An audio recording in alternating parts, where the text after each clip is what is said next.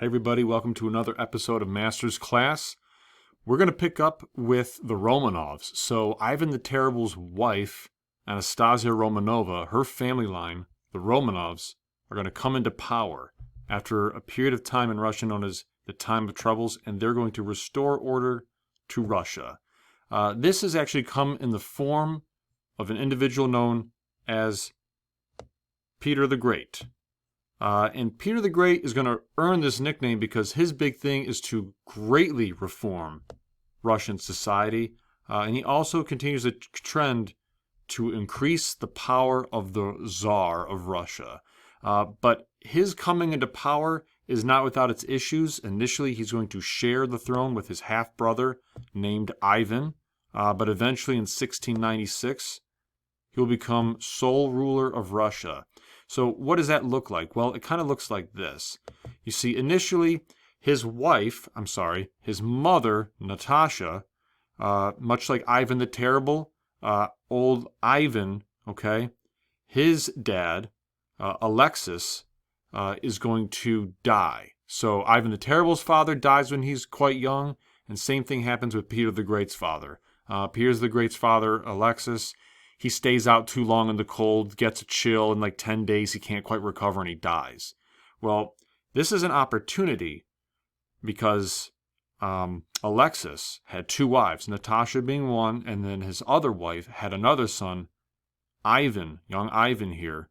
And on Ivan's side of the family, he had a sister, I guess you could say the half-sister to Peter, the future Peter the Great here. This gal, Sophia, pretty mean-looking gal. She's going to become the Tsarina of Russia, actually.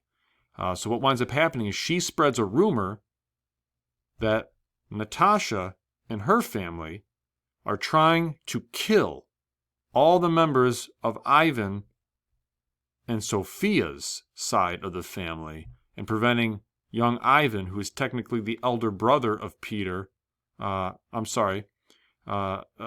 elder brother of Peter, from the throne.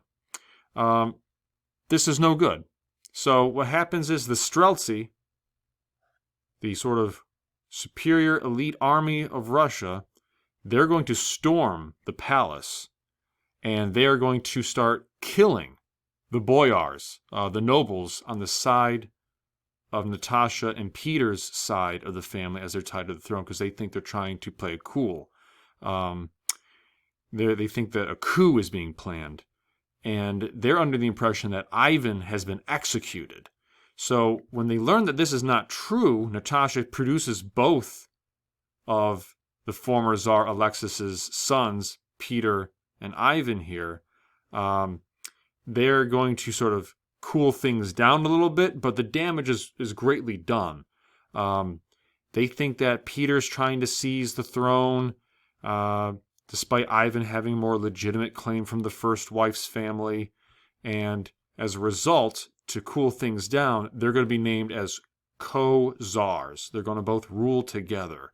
But the reality is that Sophia is always present. She has like a hole sort of cut out for where they're going to meet dignitaries and the nobility. And so she hears everything, and she tells the two young boys exactly how to respond. So she's effectively ruling Russia at this point. Well, and the Streltsy also take away Peter the Great's favorite childhood mentor and friend, his teacher, and they chop him up into bits right in front of him. So a lot like Ivan the Terrible, Peter the Great witnesses and experiences extreme violence at a very young age. His authority and legitimacy is questioned at a very young age. His father dies at a very young age. And so he's also going to hate the Streltsy the way that Ivan the Terrible hated the boyars. More on that later. So continuing on with that, he's going to come into a world where Russia is really just kind of backwards. There's a lot of issues going on with Russian society. They're very anti-Western. They're isolated. It's a land of boyars and serfs, the nobles and, basically the landed peasants. The serfs are treated like property, as we've seen and talked about before. And whenever a Russian landowner sells a piece of land, the serfs come with it. It's like a 2-for-1 deal. All serfs must go, you know. And landowners, if they wanted to pay a debt, they could simply give away their serfs as presents. And it was illegal for a serf to run away from their owners. It's against the law. And because they've been under Mongol rule for so long, they're somewhere in between, right? They're not really quite Europeans, they're not really quite Asians, but they're somewhere in between.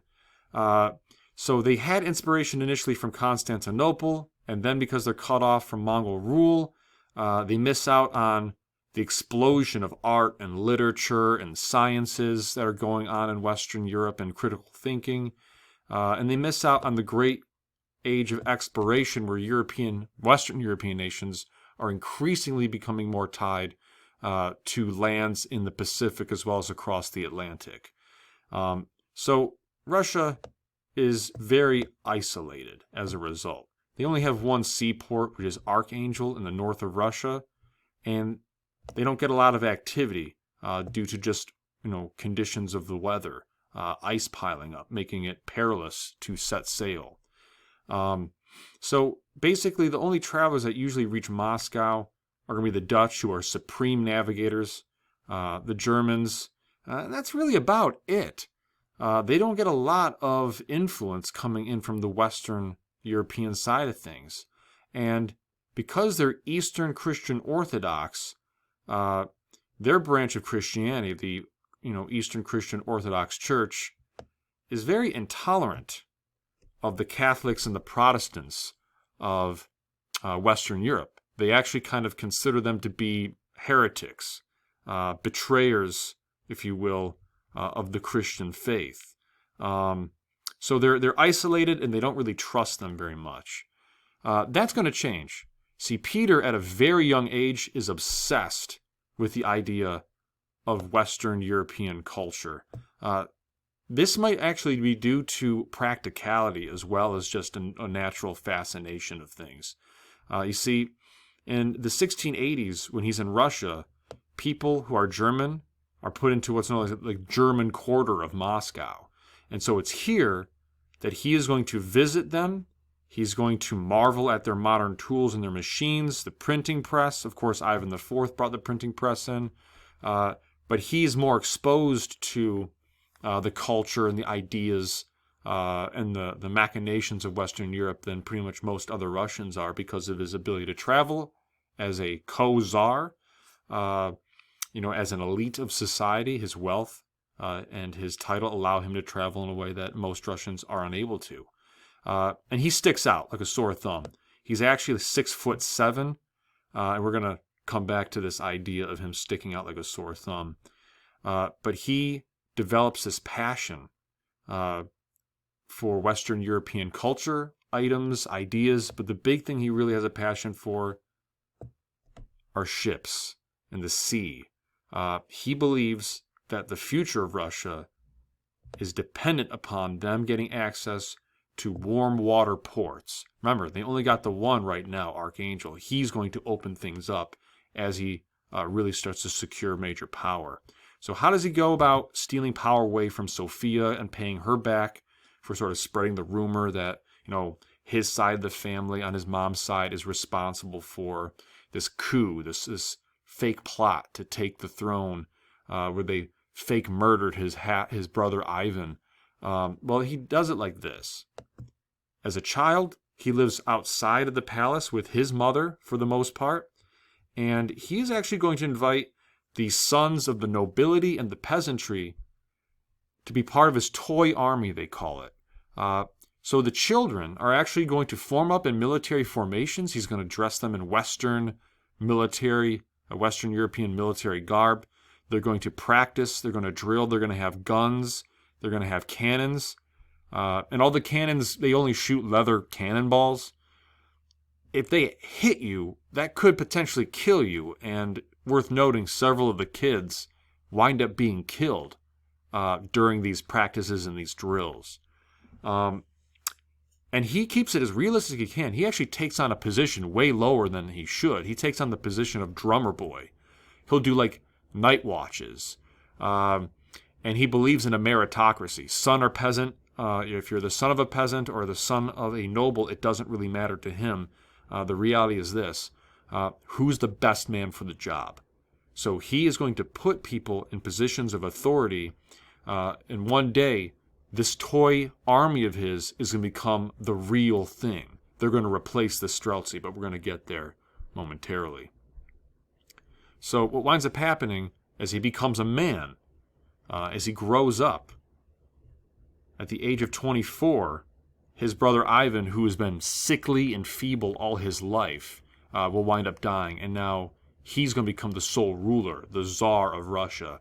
At this point, Sophia, get thee to the nunnery. You're banished. All right, he kicks her out. He takes full control. So she's going to go to a nunnery. And this is going to give him the opportunity to sort of embark on what he calls the Grand Embassy. He does this against the wishes of most people. They're very conservative in Russia, not very embracing of liberal ideas or Western European ideas.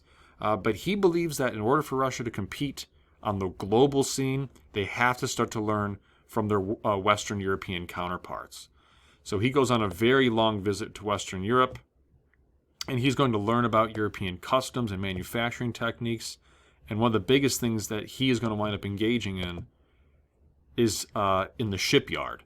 He's going to get his hands dirty. He travels Western Europe under the name Peter Mikhailov. But people don't see a lot of Russians, especially ones that are like 6'7" and throw around a lot of money. So people know, even though he's like disguised, they know it's Peter the Great. They're like, oh yeah, that's the Tsar of Russia, and he's working the shipyards. He's working the shipyards like a working class, blue collar man. And he would write that these are some of the best times of his life. He's picking up this craft, this skill, this trade. He's learning more about how to create ships. Because remember, he believes one of the biggest aspects to compete with the other Western Europeans is that you have to have a navy. So we need seaports, warm water ports, and we need a navy. So we're going to have to learn how to build these ships. Ships that can sail with the wind and against them. So he picks up all these skills as he travels with his Jolly Company.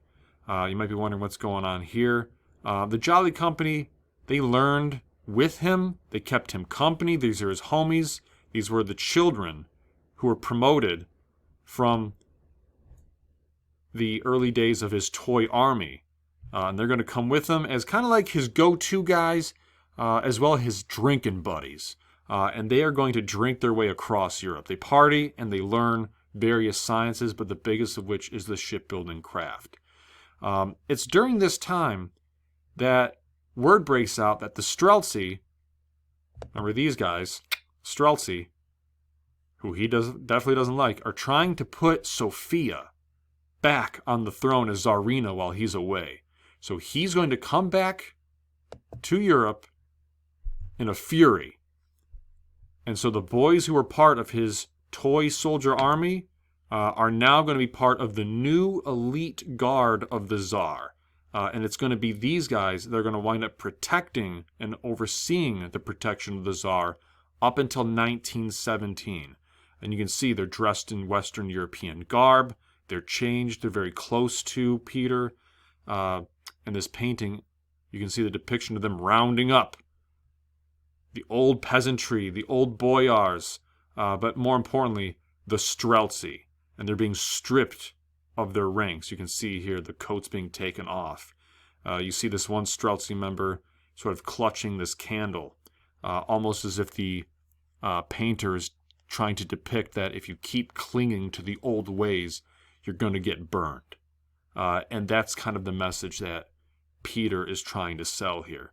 That when he comes back, he's bringing the new ways, a revolution with him. So, let's look at that. What is that revolution? It's basically the westernization of Russia itself. So, we're going to talk about that in part 2, the westernization of Russia, Peter's reforms, the high points, as well as, some of the low points as well. Stay tuned.